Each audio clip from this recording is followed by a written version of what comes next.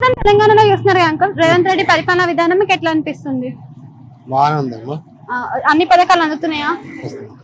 ఏవే పథకాలు అందుతున్నాయి మీకు? అంటే మాది అంటే ఇక్కడ హైదరాబాద్ ఉండే 32 years అంతకుముందు విలేజ్ కూడా వ్యవసాయం ఉన్నది మాకు. దాని ఏమన్నా రైతు భరోసా కానీ ఓట్లు వస్తుంది. ఇక్కడ కూడా ఏది ఉచిత విద్యుత్, నెక్స్ట్ గ్యాస్ అంటే కొంచెం కింద మీద ఉంది, అదంతా అర్థమవుతుంది. కానీ బస్ ప్రయాణం, ఫ్రీ టికెట్స్ కానీ పర్వాలేదు. రైతు బంధు, రైతు బీమా లాంటి పథకాలు అన్ని అందుతున్నాయి. అంటే కేసీఆర్ ఉన్నప్పుడు రైతు బంధు, రైతు బీమా, రైతు భరోసా లాంటి పథకాలు వచ్చినప్పుడు కూడా వచ్చినాయి, ఇప్పుడు కూడా వస్తున్నాయి. రైతు రుణమాఫీ జరిగిందా మీకు? ఎంత జరిగింది? నాకు మినిమం 80,000 ఏమి ఉండాలి. మళ్ళీ కొత్త రెన్యువల్ చేయాలి. మళ్ళీ ఇప్పుడు చూస్తే రిజర్వేషన్ 42%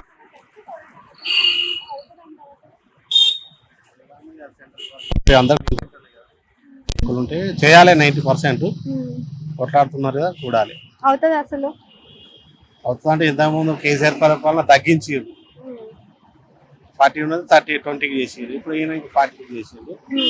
కావాలి మాక్సిమం. ఓకే. సో ఇంకా అమ్మవారి గుళ్ళను కూల్చేయడం లాంటి వాటి మీద ఏం చెప్తారు మీరు? దానికంటే జనాలు అట్లా ఉన్నారు కదమ్మా, మనం ఏం చేయగలుగుతాం? జనాలు అట్లా ఉన్నారు.